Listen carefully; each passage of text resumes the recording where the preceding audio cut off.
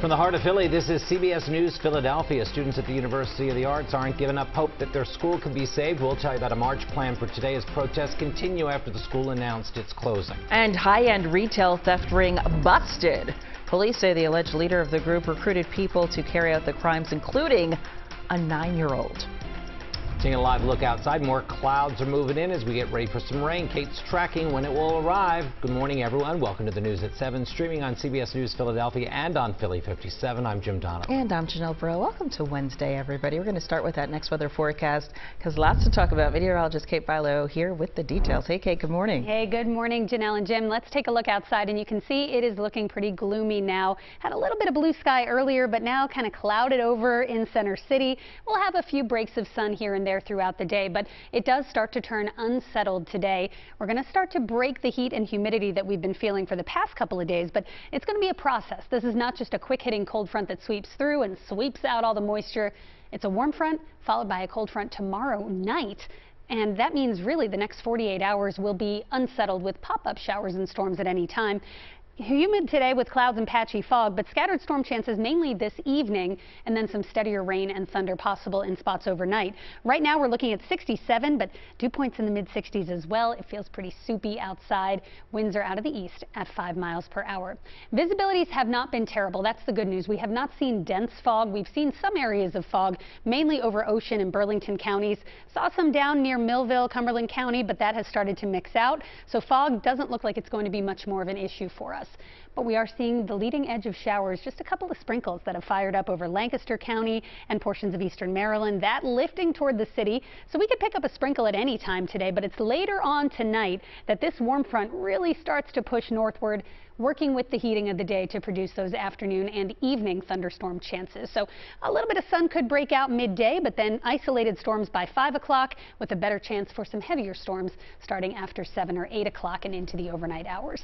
I'll take you through tomorrow's timing and when nice weather returns coming up. Chandler, I'll send it over to you. Good morning. Good morning, Kate. Well, we're following some slow speeds on 95 right now. As you can see, pretty steady, heavy traffic in that southbound direction as you travel past the Broad Street exit on 95 southbound, heading along the Girard Point Bridge, then essentially near Philly International Airport. No reports of any incidents. All lanes are open, but just that volume delay that's definitely out there. It'll take you about 20 minutes as you travel from South Philadelphia down to the Delaware State line on 95 southbound. Same goes for the northbound direction. You're at your heaviest southbound right where I showed you there, that stretch from Broad Street down to the airport, and then northbound your heaviest just before the Commodore Barry Bridge near 322. A check on the rails. We have 10-minute delays for the Wilmington Newark line outbound service due to an earlier medical emergency. Crew shortage issues for Broad Street line and the Market Frankford line with 10-minute delays. And lastly, a number of cancellations already on the Riverline service. Janelle. All right. Thank you, Chandler. Police are investigating if a driver was under the influence when they went the wrong way down a South Philadelphia street overnight, hitting several parked cars. This happened around midnight on the 2300 block of South Rosewood Street.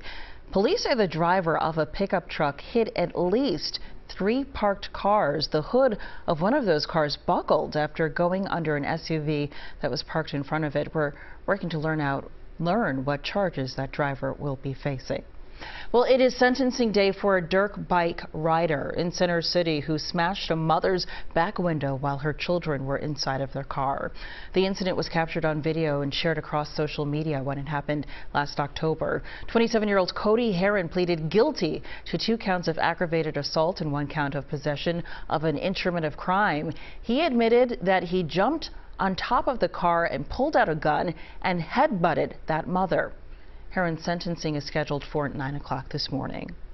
This morning, students at the University of the Arts are not giving up hope that their school can be saved. Yesterday, the university's president stepped down as student organizers have been camped outside of Hamilton Hall protesting the school's abrupt closure. Well, today, the faculty of the university will make their voices heard. Ross DiMattei joins us now in the studio with more on the outcry to save the college. Good morning, Ross. Good morning, Jim and Janelle. We have seen daily demonstrations along the Avenue of the Arts, and after speaking with a number of UArts students, it is clear that they are still stunned by the university's abrupt closure last week, and they're simply not ready to give up hope the school can stay open. This was the scene overnight. Still several students posted outside Hamilton Hall in protest, along with a number of signs voicing their displeasure with how the administration has handled the situation. On Monday, the university canceled a virtual town hall just moments before it was scheduled to start. And yesterday, UArts' president, Carrie Walk, abruptly resigned. If you're wondering what the university means to current students and alumni, just listen to this couple we spoke with who met as students there more than 20 years ago, got married, taught at the university for 15 years, and now own a dance studio in the city. It's like waking up one day and finding out your home has been sold from underneath it. Yeah. This one place made us all as artists feel important. To have had the opportunity to learn from so many different students and different ethnicities and races and cultures, and to share and to grow, and you know, it's made us better. As for a backup plan, many students say they're looking at other schools in the city, including Temple University, which is just a couple of miles north on Broad Street. Temple has responded to rumors of a potential merger by releasing a statement that reads in part, quote, "This is a fluid situation, and we continue to gather more information in relation to the University of the Arts' sudden closure. We are committed to continuing conversations with UArts representatives to explore all options and possible solutions to preserve the arts and the rich legacy of this 150-year-old institution." But UArts students and staff aren't giving up hope of keeping the university from closing. At 11 o'clock this morning, there will be a faculty march from Hamilton Hall to one of the Board of Trustees' offices. We're going to continue to stay on top of this story and bring you any updates as soon as we get them. Jim, back to you. Thank you very much, Ross. Voters in the Garden State went to the polls yesterday choosing their nominees for key races in November. CBS News projects Congressman Andy Kim won the Democratic Senate primary for the seat held currently by federally indicted Senator Bob Menendez. Kim is projected to face Republican businessman Curtis Bashaw. Earlier this week, Menendez filed to run for re-election as an independent. New Jersey hasn't elected a Republican to the Senate since 1972. Now the race for the White House, President Joe Biden, the Democratic independent, handily won his party's nomination. Some Democrats voted for uncommitted as a protest against President Biden's support for the Israel-Hamas war. Donald Trump won the Republican primary uncontested. Unlike in other states where former candidates like Nikki Haley still appeared on the ballot, Trump was the only name on the Republican ballot in New Jersey. Well, a major change to U.S. immigration policy took effect overnight. President Biden's executive order prevents migrants from seeking asylum at the U.S.-Mexico border when daily crossings reach 2,500 people. Last month, the U.S. Border Patrol recorded a daily average of 3,800 crossings. The initiative comes as immigration is expected to be a major issue ahead of the November presidential election. This ban will remain in place until the number of people trying to enter illegally is reduced to a level that our system can effectively manage. Why didn't you do this in 2021? Why didn't you do this in 2022? If he was concerned about the border, he would have done this a long time ago. The ACLU says it intends to sue, calling the president's ban on asylum illegal.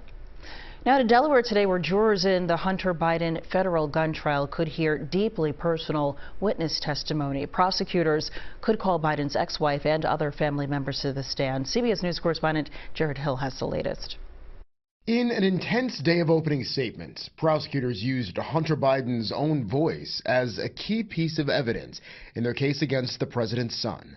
First Lady Jill Biden, sitting behind him as an FBI agent, played clips from Hunter Biden's 2021 audiobook of his memoir Beautiful Things, in which he details his crack addiction, the same year he bought the gun at the center of the case. I used my superpower, finding crack anytime, anywhere, less than a day after landing at LAX in the spring of 2018. Prosecutors will tell you that there are few things more effective before a jury than being able to show the jury what the defendant said. In this case, hearing the defendant's own voice describing his struggles with addiction and the fact that he was using illegal controlled substances right around the time he bought this gun. Hunter Biden has pleaded not guilty to felony charges. He made false statements on a federal background form by not acknowledging his drug use when applying for a handgun in October of 2018, then possessing it illegally.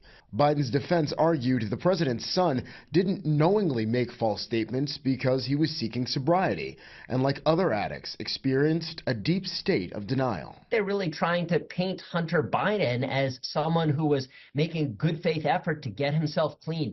If convicted, Hunter Biden could face up to 25 years in prison. Jared Hill, CBS News.